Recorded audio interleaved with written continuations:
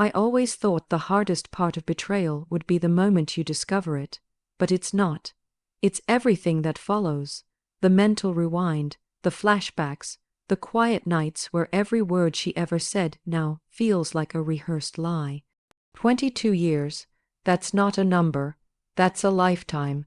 That's shared mornings, joint bank accounts, inside jokes, hospital visits, family vacations. That's building a future with someone who was erasing yours behind your back. And yet it wasn't the lipstick on a collar or a late night text that gave it away. It was silence, a new kind of silence, not the comforting silence between two people who understand each other, but a cold, careful quiet that made the room feel unfamiliar. Like I was suddenly a guest in my own marriage. She started saying less, looking through me instead of at me, touching me out of obligation, not love. At first, I blamed myself. Maybe I'd grown boring. Maybe I missed something, but what I didn't miss was the shift in her laughter. It stopped coming from the gut. It came from the surface. You start noticing small absences. The way her phone was always face down. The way her routines began to change without reason. How she was tired, too often. Too distracted, too gone, and then I saw it. Not a message, not a call, just a look. One look she gave her phone. Soft, giddy, glowing. A look I hadn't seen on her face for me in years. You know, when you love someone, truly love them, your first instinct isn't anger. It's disbelief. Denial is the first shield. She wouldn't. She couldn't. Not her, but the truth doesn't care how long you've known someone. It doesn't care about anniversaries, children, mortgages, or promises. It waits, and when it arrives, it burns everything it touches. 6 months of deception wrapped in morning kisses. 6 months of lies told in the same voice that once vowed forever. And the most brutal part, she didn't even look sorry. She looked relieved, as if the truth was a weight lifted for her. Meanwhile, it crushed me. But here's the part no one talks about. You don't just lose your partner. You lose your sense of reality. You question everything. Was any of it real? And worse, who am I now without the us I believed in? But pain teaches you things love never could. It teaches you that loyalty is a gift, not a currency. That peace is louder than apologies. And that healing isn't about forgetting what happened. It's about remembering who you are after it does. They say betrayal changes you. They're right. But what they don't say is that it also reveals you. And I've found something in the ashes of this heartbreak, not closure. Not revenge, but clarity. I gave 22 years. She gave me 6 months of lies. And somehow, I'm the one still standing. I used to believe that time reveals character, but it doesn't. Time only reveals habits, what someone does repeatedly. It takes betrayal to reveal character, because habits can be faked. But betrayal, that's the truth breaking through the mask. For 22 years, she played the part well, the gentle wife, the mother. The partner who stood by me when money was tight, when the stress was high, when we had nothing but each other. But loyalty, I've learned, is not about who stood beside you during struggle. It's about who respects you when no one's watching. When temptation whispers, when they could get away with it. And that's where she failed. She didn't just cheat on me. She pretended to be loyal every single day she did it. That's a performance. A performance I applauded. A performance I loved. A performance I thought was real, but it was an act. A carefully rehearsed illusion to protect her comfort while I sat in blindness. You think betrayal is a moment, but no, it's a slow bleed. It's the coffee she makes you in the morning while texting someone else in the bathroom. It's the way she kisses you good night after giving her body to another man. It's the way she says I love you while slowly withdrawing her soul. You start to realize she didn't just betray your marriage. She betrayed your entire understanding of her. And that's what no one prepares you for, the feeling that the person you loved never really existed. Because if they could do this to you, then what was any of it? You look back on conversations and now they feel like rehearsed lines. You remember her promises and they feel like traps. You remember when you told her your fears? And now you wonder, was she laughing inside? When someone betrays your loyalty, they aren't just showing you their weakness. They're revealing their nature, because disloyalty doesn't happen by accident. It's a series of choices. Choices made in silence, hidden in lies, wrapped in justifications.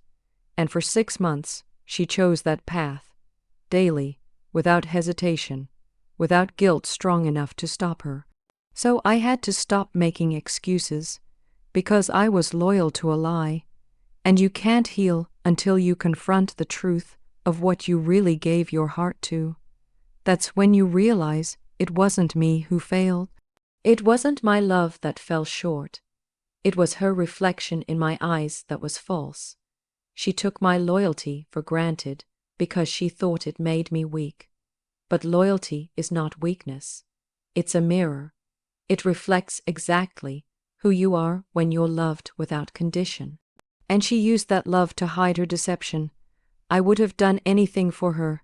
She did everything against me. So the version of her that I knew, that was her costume. The real her showed up when she thought I wouldn't notice. And now that I do, I don't want the performance. I don't want the mask. I don't even want revenge. I just want the truth and the peace that comes when you finally stop mistaking loyalty for love. Because the person who betrays your loyalty, they're not someone who changed. They're someone who just stopped hiding. It's not what she said that broke me. It's what she didn't, not a confession, not a slip up, just the silence of someone who had already rewritten the story in her head. The betrayal didn't come wrapped in loud arguments or slammed doors. It came with her sitting beside me every night, pretending. She smiled through it. She kissed me through it.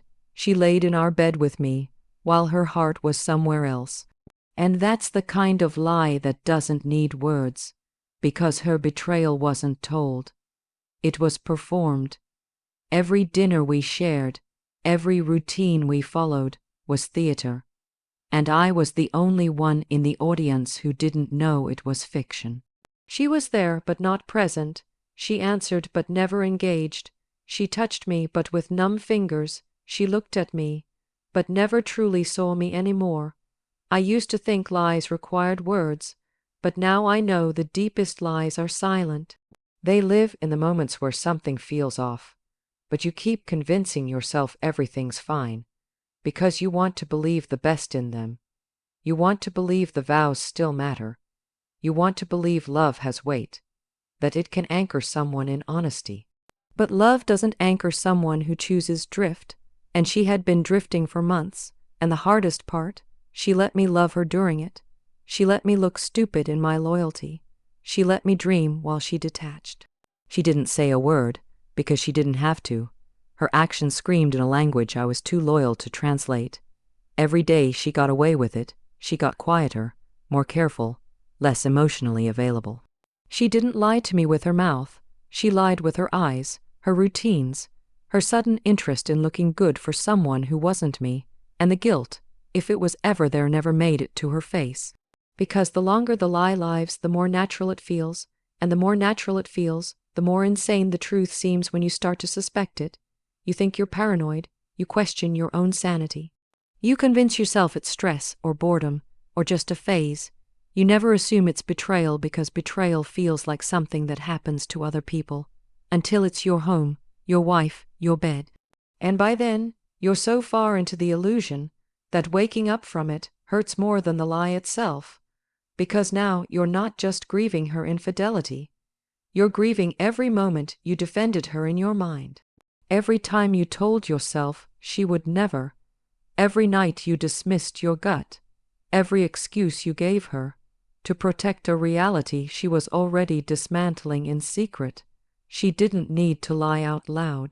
She lied in presence, in closeness she no longer offered, in love she pretended to return, and still, I kept showing up, still, I kept giving, still, I kept trusting. That's the damage the silent lie does. It keeps you loyal to a ghost. It makes you love a version of someone that no longer exists. It leaves you holding memories that now feel poisoned.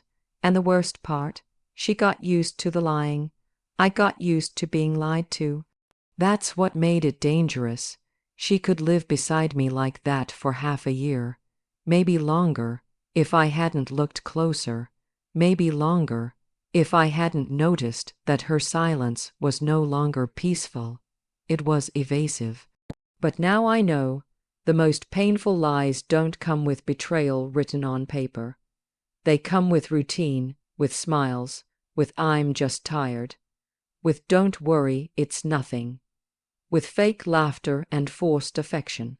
They come dressed in the familiar, and they destroy you quietly until the truth screams loud enough to wake you up.